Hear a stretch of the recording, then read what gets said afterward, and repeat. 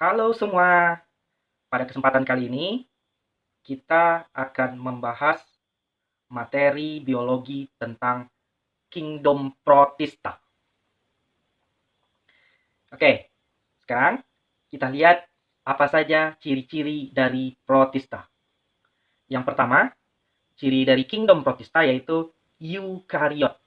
Eu artinya sejati, kariot artinya membran inti. Kalau diartikan, eukariot itu memiliki membran inti sel. Jadi, inti selnya itu terdapat selaput yang melindungi. Yang kedua, ciri dari protista adalah tubuhnya ada yang uniseluler atau bersel satu, dan ada juga yang multiseluler atau bersel banyak. Ciri-ciri yang ketiga, protista merupakan penyusun utama plankton. Baik zooplankton atau plankton dari jenis hewan, maupun fitoplankton atau plankton dari jenis tumbuhan. Zooplankton ini contohnya adalah protista mirip hewan, sedangkan fitoplankton itu contohnya adalah protista mirip tumbuhan yang kita kenal dengan alga atau gangga. Oke, untuk memahami apa sih sebenarnya kelompok protista ini, ada satu kata kunci untuk memudahkan kita, yaitu protista ini kelompok cumi atau cuma mirip.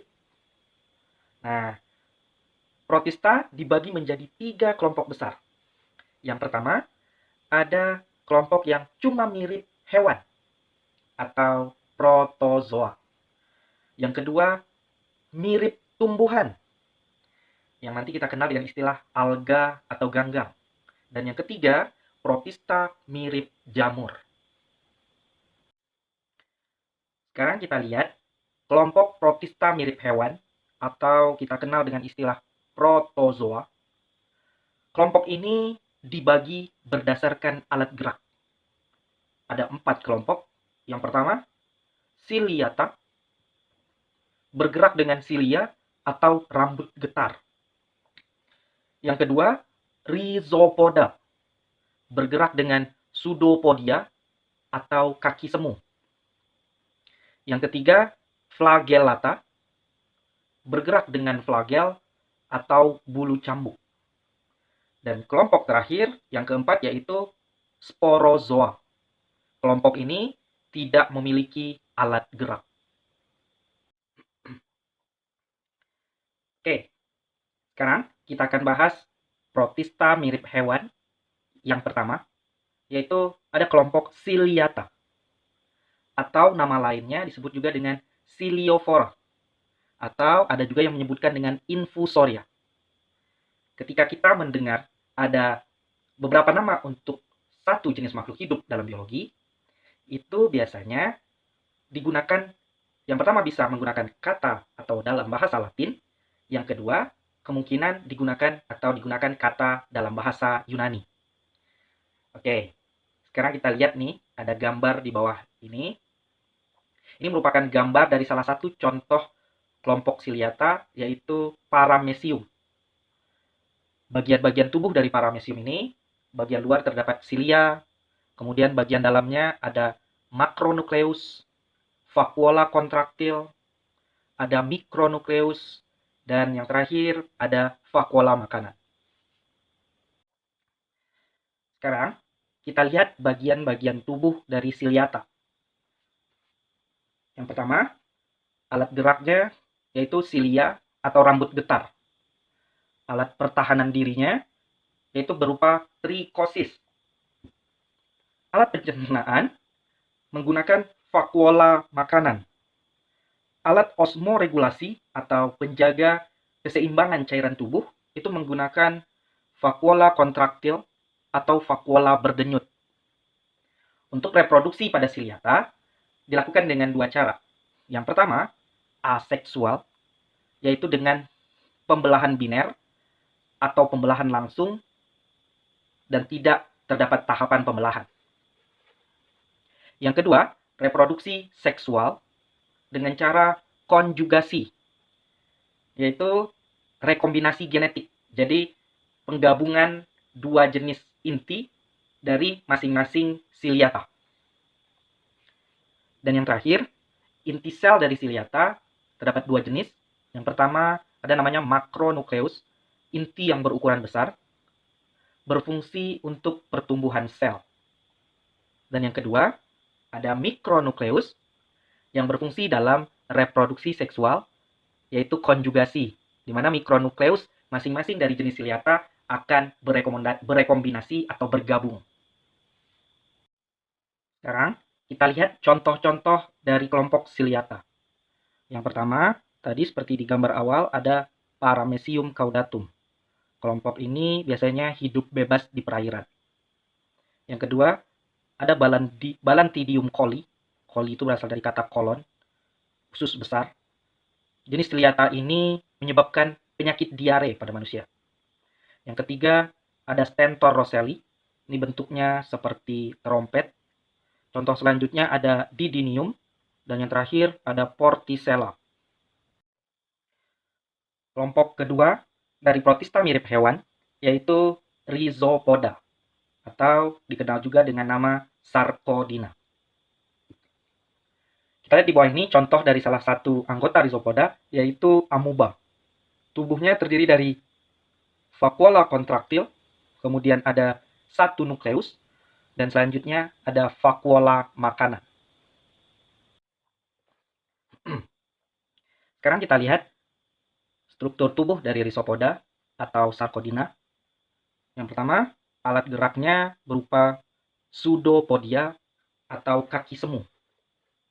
Kemudian, sitoplasma atau cairan sel pada Rhizopoda terbagi menjadi dua jenis.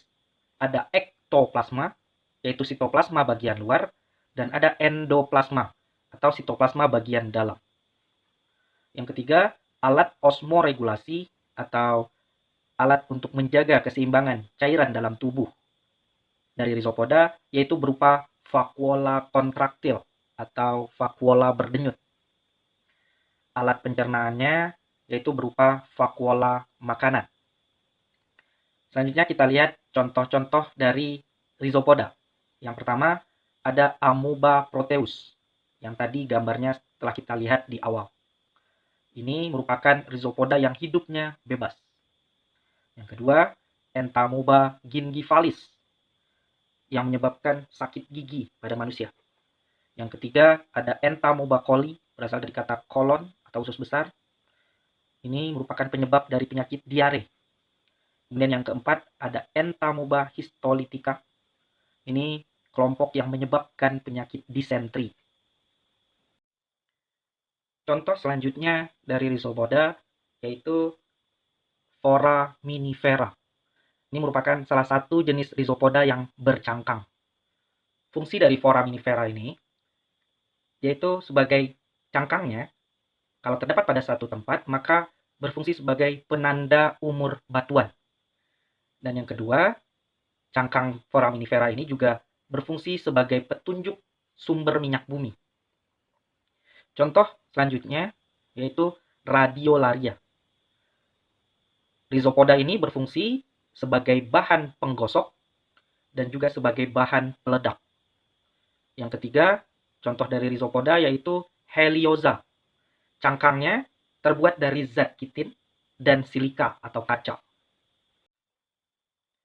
Protista mirip hewan atau protozoa selanjutnya, kita bahas tentang Flagellata atau nama lainnya Mastigophora. Oke.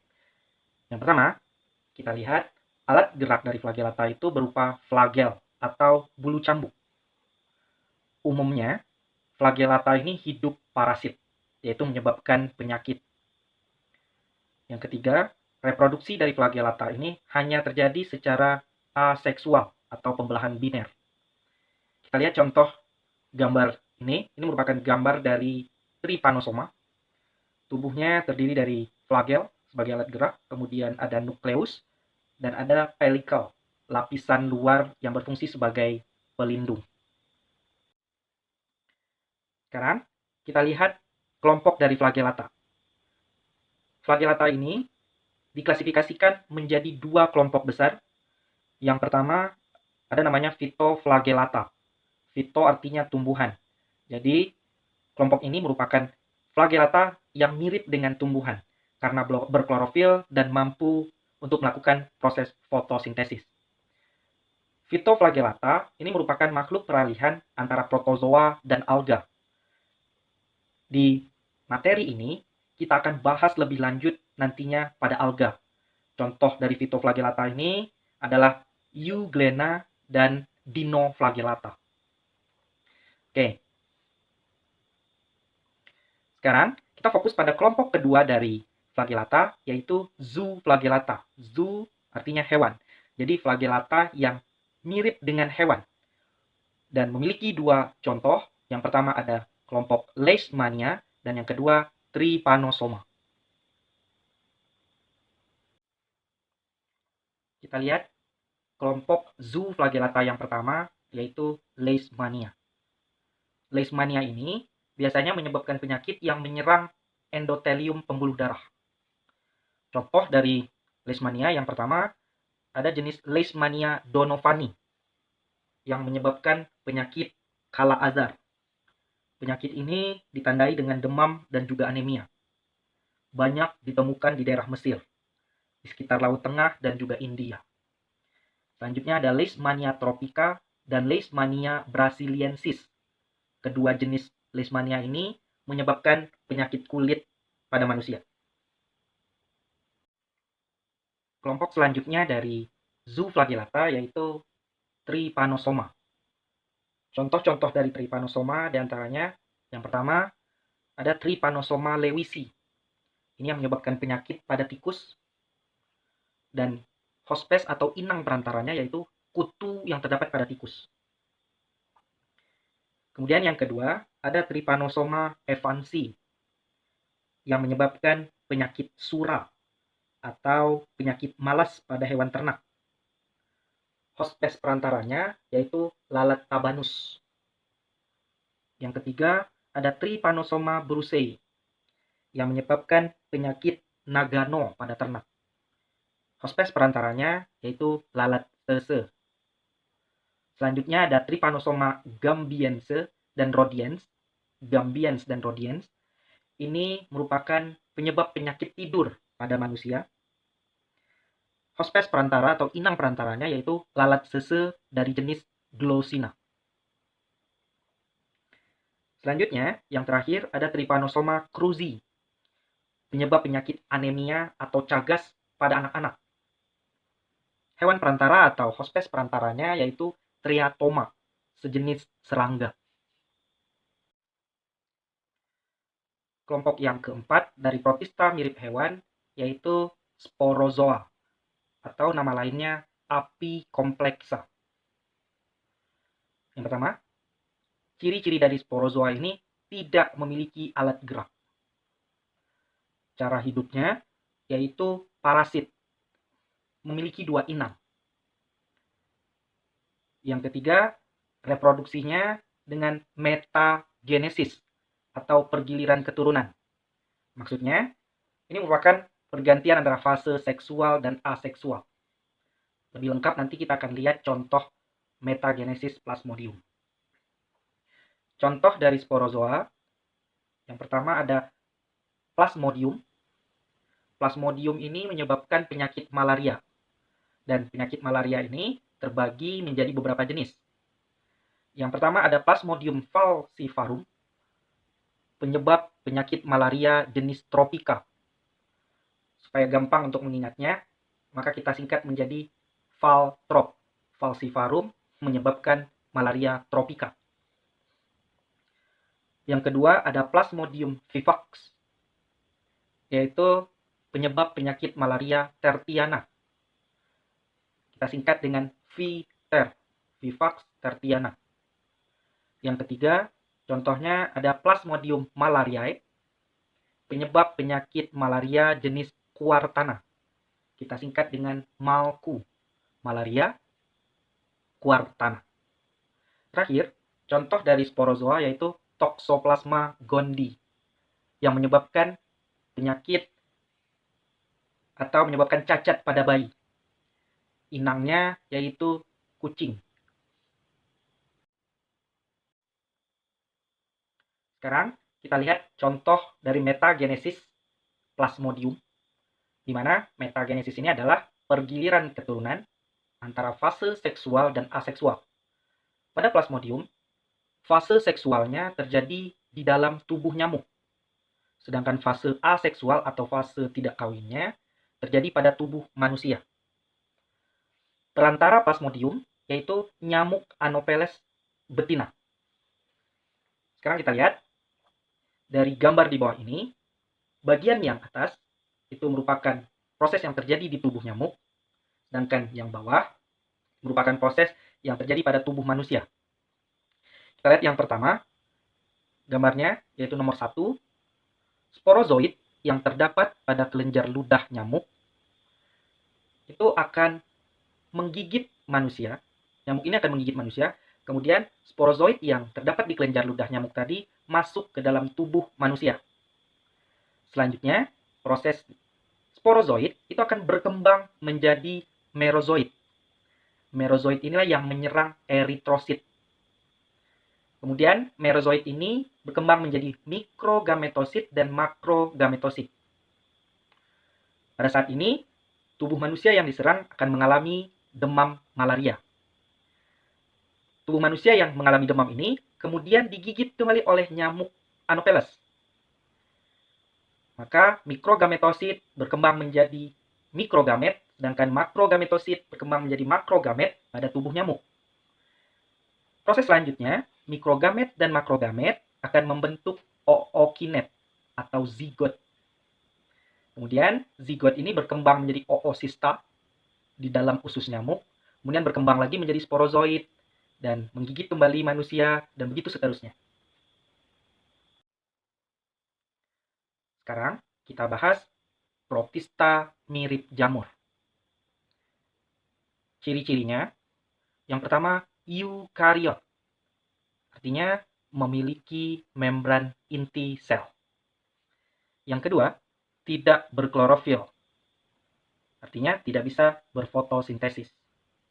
Yang ketiga, menghasilkan spora sebagai alat reproduksi.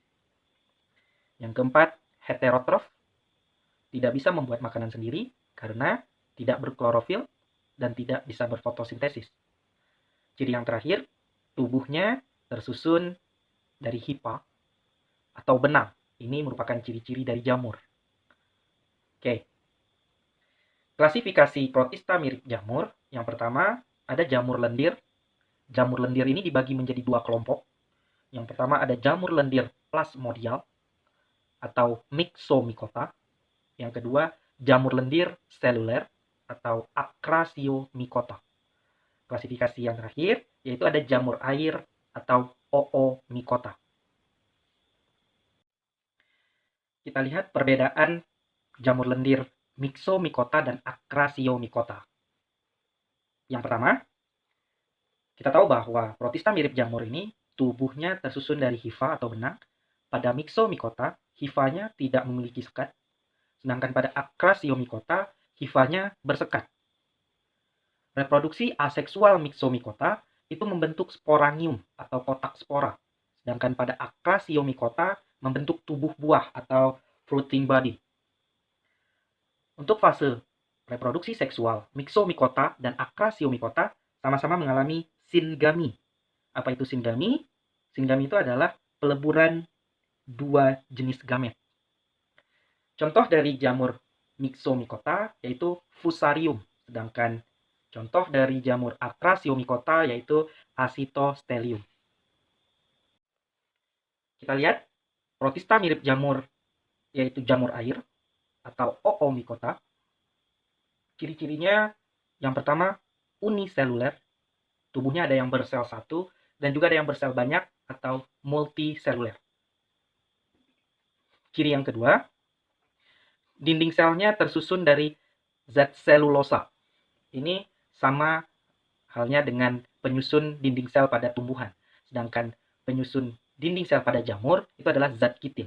Itu yang membedakan protista mirip jamur dengan jamur. Kemudian cara hidupnya, ada yang saproba atau pengurai, dan sebagian juga ada yang parasit, merugikan makhluk hidup lain. Untuk reproduksi jamur air, Itu terdapat dua cara. Yang pertama ada aseksual dengan zoospora berflagel.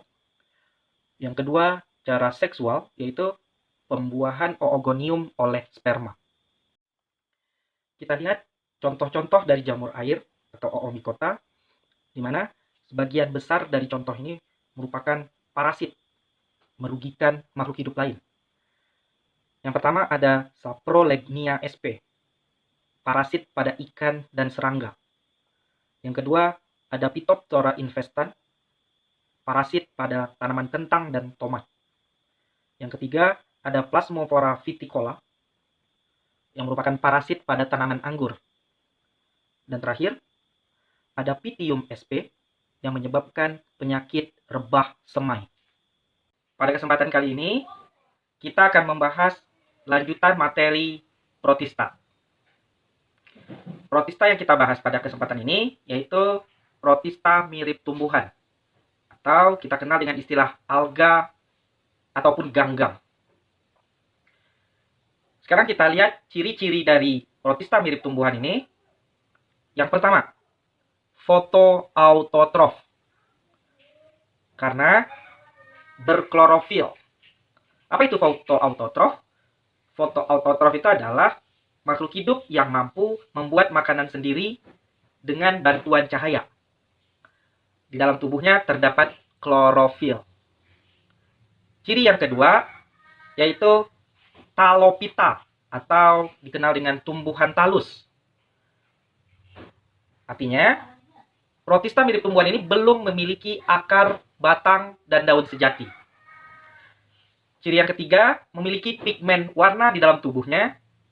Yang pertama ada karoten, pigmen kuning kemerahan, ada xanthophyll, pigmen kuning, kemudian ada pigmen phycoerythrin berwarna merah, selanjutnya ada phycocyanin, pigmen biru, dan terakhir fucoxanthin, pigmen yang berwarna coklat. Sekarang, mari kita lihat klasifikasi atau pengelompokan dari protista mirip tumbuhan. Kelompok yang pertama yaitu Euglenovita. Yang kedua ada Pyrophyta, atau disebut juga Dinoflagellata. Ini termasuk ke dalam jenis alga api. Euglenovita dan Pyrophyta dikelompokkan juga dalam klasifikasi Phytoflagellata, yaitu jenis flagellata tumbuhan. Klasifikasi protista mirip tumbuhan yang ketiga yaitu Chrysophyta, atau disebut juga alga emas atau alga pira. Yang keempat ada Chlorophyta atau alga hijau. Yang kelima ada Phaeophyta, alga berwarna coklat.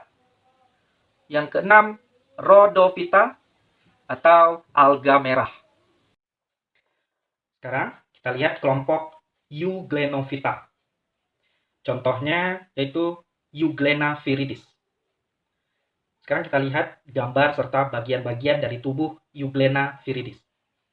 Bagian tubuh yang pertama ada flagel yang berfungsi sebagai alat gerak. Dan itu kenapa Euglenovita dikelompokkan juga oleh para ahli ke dalam flagellata. Selanjutnya ada bintik mata yang berfungsi sebagai fotoreseptor, penerima cahaya. Bintik mata ini juga berfungsi untuk membedakan cahaya terang dan cahaya gelap. Selanjutnya ada kloroplas yang berfungsi sebagai tempat fotosintesis.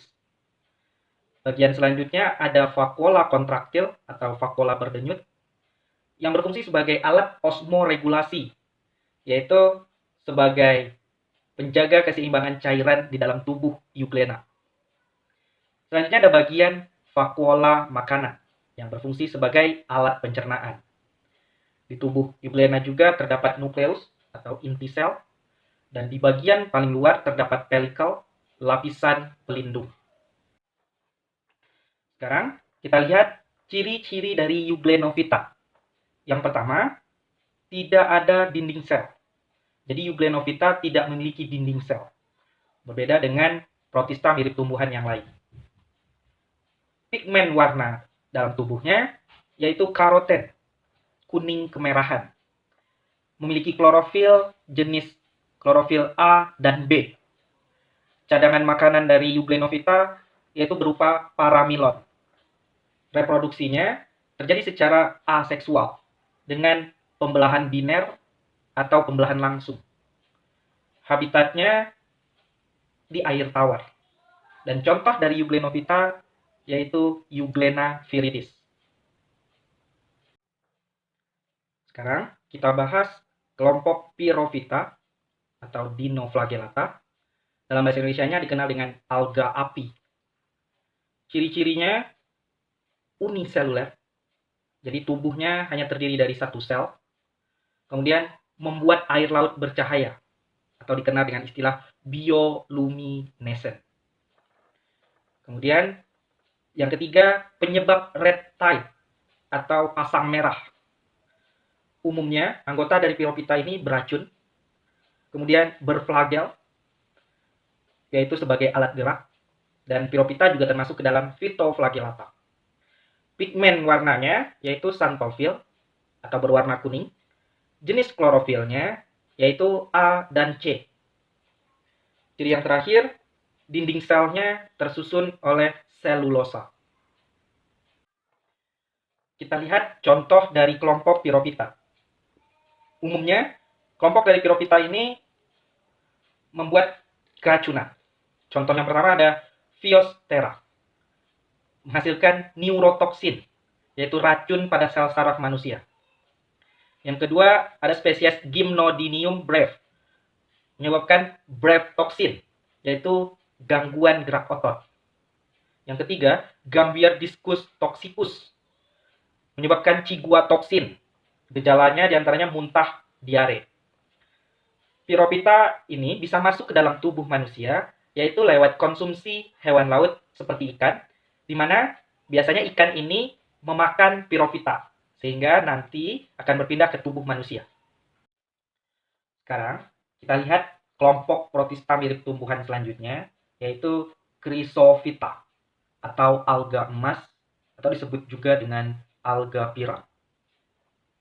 Ciri-cirinya, yang pertama, ada yang berflagel, yang berfungsi sebagai alat gerak. Yang kedua, pigmen dominan, yaitu xanthophyll, atau berwarna kuning. Klorofilnya berjenis A dan C. Dinding selnya tersusun dari zat hemiselulosa, pektin, dan silika. Cadangan makanannya berupa karbohidrat dan lemak. Yang terakhir, habitatnya ada yang hidup di air tawar dan juga di laut. Kita lihat klasifikasi dari Chrysophyta atau alga emas. Yang pertama ada Xanthophyceae. Contohnya Vaucheria. Yang kedua ada Chrysophyceae. Contohnya Ochromonas. Yang ketiga ada Basilariophise atau dikenal dengan diatom. Punya ciri khas yaitu dinding sel dari diatom ini memiliki dua bagian, ada epiteka atau bagian atas dan hipoteka atau bagian bawah. Dikenal juga dengan tanah diatom yang memiliki fungsi sebagai bahan pasta gigi, bahan peledak, dan juga sebagai bahan penggosok.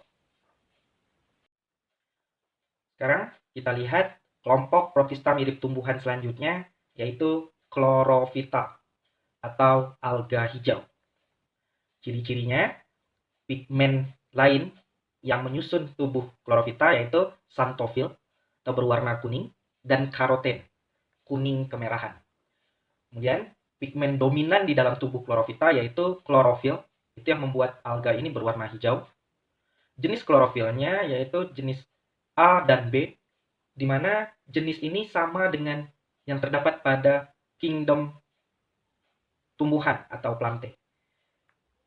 Alga yang memiliki klorofil A dan B ini selain Chlorophyta yaitu Euglenovita. Dinding sel Chlorophyta tersusun dari zat selulosa.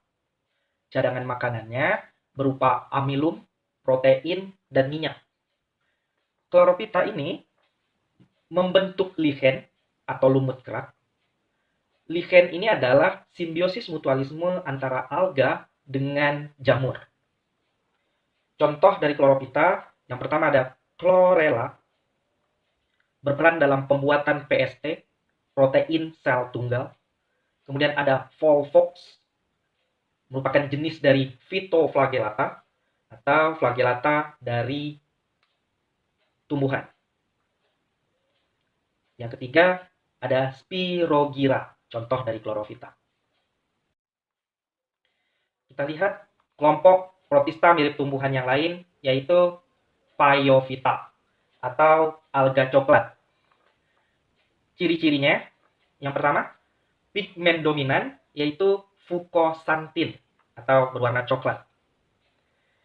Klorofilnya berjenis A dan C. Kemudian pigmen lain yang terdapat di dalam tubuhnya yaitu xanthofil atau pigmen berwarna kuning. Habitatnya hampir keseluruhan di laut. Cadangan makanannya berupa asam alginat. Nah, asam alginat inilah yang banyak dipakai oleh industri, terutama berfungsi dalam pengental es krim. Selanjutnya, ciri-ciri Phaeophyta mengalami metagenesis atau pergiliran keturunan. Fasenya yaitu sporofit dan gametofit. Kita lihat contoh dari Phaeophyta. Yang pertama ada Sargassum. Kemudian yang kedua ada Laminaria digitalis. Ini penghasil iodin sebagai obat gondok atau penyakit gondokan. Kita lihat selanjutnya klasifikasi protista mirip tumbuhan, yaitu Rhodophyta atau alga merah. Ciri-cirinya, yang pertama, pigmen dominan berupa phycoerythrin, pigmen berwarna merah. Klorofilnya berjenis A dan D. Pigmen lain yang terkandung dalam tubuhnya yaitu karoten, kuning kemerahan. Dinding sel Rhodophyta tersusun dari zat selulosa, pektin, dan zat kapur.